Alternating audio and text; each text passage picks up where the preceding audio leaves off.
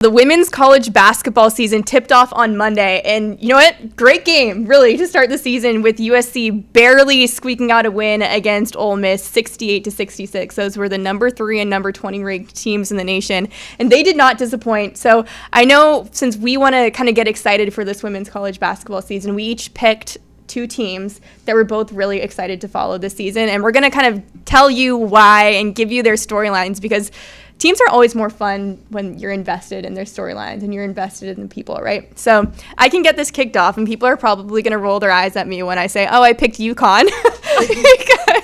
because listen, I wanted to pick UConn too, but I beat you to it. You did beat me to it. I beat you to it. People are like, oh, come on, UConn again. But no, I think this is a really exciting UConn team, because obviously they were just like plagued by injuries last season. Paige Beckers played like every position on the court last year.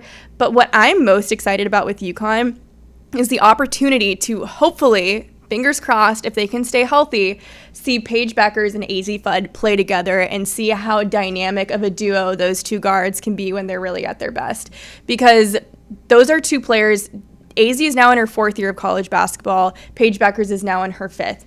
They've only played 17 games together over their time at UConn, and they're known for being like such a great duo when they play together. Paige was a big reason why AZ came to UConn. So they used to play together at USA Basketball. That's when they met, was at a USA Basketball camp, and they became like truly best friends. And Paige like recruited AZ essentially to play at UConn. She would post on Twitter like, make AZ come to UConn. Obviously, Paige was the number 1 overall recruit in her class. AZ was the number 1 overall recruit the year following. But ever since AZ came to UConn following Paige, they just like have not been healthy at the same time. And it's been so unfortunate, because you hear about how magical they can be when they play together, and it just really hasn't happened for them to get to build that chemistry on the court because they haven't been healthy at the same time. So Paige finally had a healthy season last year, which was really exciting to see. AZ was out for most of the season last year with a knee injury, and she's going to miss the first couple of games, it sounds like, this year, according to Gino Auriemma, but then she's going to be back. So hopefully all goes well. She'll be back, and they'll be getting to play together. But I think that's something that I am really looking forward to seeing. There's nothing like watching 2 players that have a ton of chemistry together. That's awesome. I'm excited to watch that too. And fun fact, I actually got to D-up Paige in AAU basketball back in the day. What? Yeah, when I was in details. My team, we were in like the national tournament for AAU basketball, and she was the big, everyone was talking about her, and I got to, go in at the end of the game. I was not the star player, okay? But I did play against her. I did defend her. How was it? How'd you do? You know what? I don't really know. I was just nervous to be in there, so I hope I did well, but we did beat the team, and we ended up losing to West Virginia in the national championship game, so we were able to knock them off, but she is an amazing athlete, amazing competitor, so that's a little something, my claim to fame. Wait, how old were you? Man, how old was I? I was in middle school. Wow, okay, so you were quite the little hooper. Listen, Indiana basketball, it's a big deal there. Yeah, for sure. Yeah, because you're right, that's when you were in Indiana. Yeah. Okay. I can't bbelieve that. You got to play against Paige Beckers. That is awesome. Cool. For a few minutes. My teammates played against her a lot more than I did. So just last thing on UConn, they've got 2 number 1 incoming, or 2 number 1 recruit, 3, no, sorry, excuse me. They now have 3 number 1 recruits on their roster, because they also have Sarah Strong coming in, who's hoping to be more of like a presence in the paint for them. So yeah, great year, I think, for UConn up ahead, and we'll see if they can make it back to the national championship. Who's one of your picks? Yeah, well, speaking of young players, top recruits, Michigan women's basketball is who I'm excited to see. They started 3 freshmen in their opener against South Carolina, and this is not a top 25 team, but they were able to stay within just a few points of South Carolina. This is the number 1 team coming off an undefeated season. They only lost by 6, 68-62.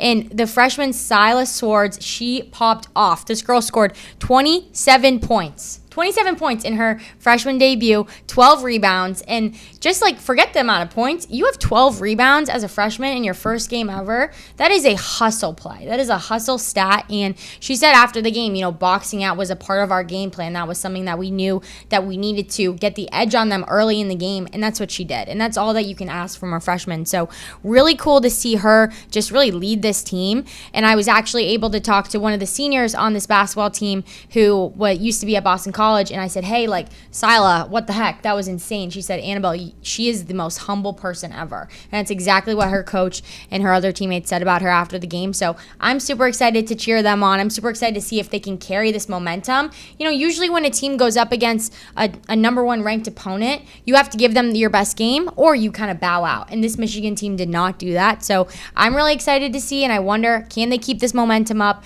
Can they be a breakout team this season, and can they crack into that top 25 group? You really can never count Michigan out of any sport. It seems like they're just good at or they have the ability, I should say, to be good at everything. And I love that you went ahead and picked a freshman, Sila Swords, who you saw pop off. That's great research by you. And I'm looking forward to seeing them as well. The next one that I'm excited to pick is Iowa. Not Iowa State, who people have ranked in the top 25. I'm picking Iowa, the team where all of the stars just left. They just lost their head coach. No Caitlin Clark, no Kate Martin, no Gabby Marshall. They're all gone. They have a new head coach who was formerly their assistant coach in Jan Jensen. But you know what? I think this is a great opportunity for a lot of those girls who didn't get to play before, now are going to get the opportunity to play. And something that I think is really exciting for them is that they're going into this season with an underdog mentality, because nobody expects them to be good this season with all of their stars gone.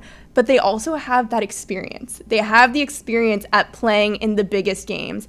And just one of those things can really kind of propel you through a season, whether or not it be, the experience helping you get there or the feeling of being disrespected, motivating you to get there. And the fact that they have both, I think, is going to be really big. Do I think they're going to, make a deep run in the NCAA tournament? Probably not. But you know what? I'm excited for them. And they added a former Villanova guard in Lucy Olson from the transfer portal. She was the nation's third leading scorer last season. She averaged over 23 points per game. So she's coming in to be the centerpiece of the team. And clearly she has the ability to be a very good basketball player at this level. But I think the other thing that's going to be interesting for this team is, can Lucy Olson just handle the narrative that's going to come with it of the player that's here to replace Caitlin Clark? And that's not fair to put on anybody's shoulders, but the reality is that's kind of the position that she's stepping into, and that's the narrative that people are going to place on her.